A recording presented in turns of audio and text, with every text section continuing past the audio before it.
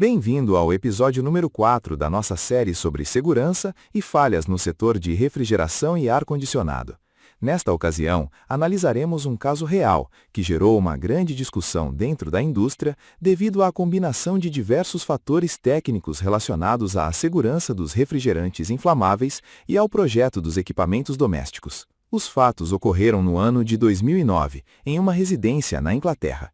Enquanto os membros de uma família dormiam durante a noite, foram despertados repentinamente por uma violenta explosão proveniente da cozinha. Posteriormente, a proprietária relatou aos meios de comunicação que o estrondo foi tão intenso e inesperado que, em um primeiro momento, pensou que se tratava de um terremoto ou de algum tipo de explosão ocorrida nas proximidades da residência. Os danos causados foram consideráveis e evidenciavam a enorme quantidade de energia liberada durante o incidente. Segundo os relatos publicados pela imprensa local, as portas do refrigerador ficaram completamente destruídas. A onda de pressão gerada durante o evento provocou a abertura violenta de várias janelas da residência e causou danos significativos à porta principal. Também surgiram rachaduras no teto e nas paredes, enquanto o teto de um jardim de inverno adjacente foi seriamente danificado. Apesar da gravidade dos danos materiais, nenhum dos ocupantes da residência sofreu ferimentos, circunstância considerada extremamente afortunada pelas autoridades responsáveis pela investigação do caso. Posteriormente, um engenheiro independente confirmou que o refrigerador utilizava o refrigerante R600A.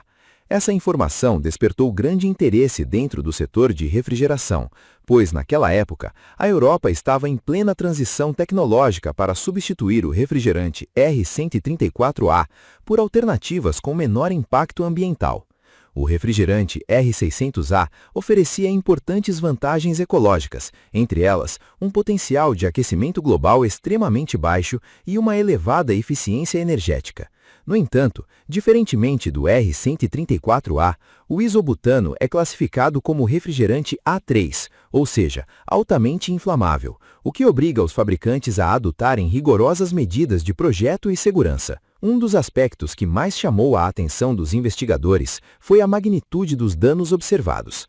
A maioria dos refrigeradores domésticos daquela época continha uma carga relativamente pequena de refrigerante, normalmente entre 35 e 50 gramas de isobutano. Embora à primeira vista pareça uma quantidade reduzida, o perigo de um vazamento não depende apenas da quantidade total liberada, mas também da forma como o refrigerante se dispersa e se acumula no ambiente. Fatores como a ventilação, a geometria do ambiente e a localização do vazamento podem influenciar significativamente o risco final. Como o isobutano é aproximadamente 2 vezes mais pesado que o ar, ele tende a deslocar-se para as regiões mais baixas, em vez de subir. Por essa razão, pode se acumular sobre o refrigerador, atrás do equipamento, em cavidades fechadas, cantos pouco ventilados ou espaços confinados da cozinha. Nessas condições, um pequeno vazamento pode gerar localmente concentrações dentro dos limites de inflamabilidade. Nesse momento, bastaria uma fonte de ignição de baixíssima energia para iniciar a combustão. Entre as possíveis fontes de ignição, encontram-se os contatos elétricos do termostato, os relés de partida do compressor, interruptores, conectores defeituosos, arcos elétricos ou até mesmo descargas eletrostáticas que normalmente passariam despercebidas. A hipótese mais discutida nos meios técnicos sugeria que um vazamento de R600A poderia ter ocorrido em algum ponto do sistema frigorífico após o reparo realizado alguns dias antes.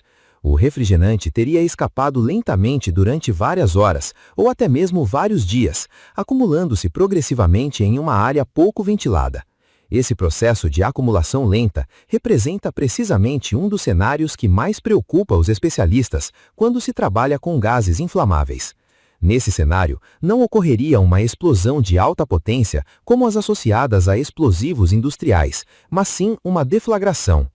Uma deflagração é uma combustão extremamente rápida que gera uma expansão brusca de gases quentes e uma onda de pressão.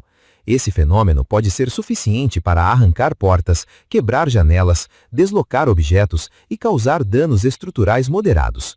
Embora a energia liberada seja inferior à da detonação, seus efeitos podem ser muito significativos quando ocorrem em ambientes fechados. Meses após o acidente, o fabricante do refrigerador anunciou um programa internacional de revisão para determinados modelos comercializados em diversos países.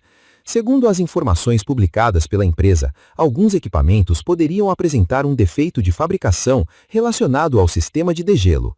Esse problema poderia provocar a deterioração progressiva dos materiais isolantes, gerar curtos-circuitos parciais e produzir faíscas internas capazes de se tornarem uma fonte potencial de ignição. De acordo com as explicações fornecidas pelo fabricante, em circunstâncias excepcionais, essas faíscas poderiam atingir componentes próximos ao circuito frigorífico e provocar um vazamento de refrigerante. Se o gás liberado atingisse uma concentração dentro dos limites de inflamabilidade e encontrasse uma fonte de ignição, poderia ocorrer a deflagração. Essa explicação foi considerada compatível com vários dos indícios observados durante a investigação. A coincidência dos 4 dias transcorridos entre o reparo e a explosão poderia ser explicada por um efeito cumulativo relacionado a esse possível defeito interno de fabricação.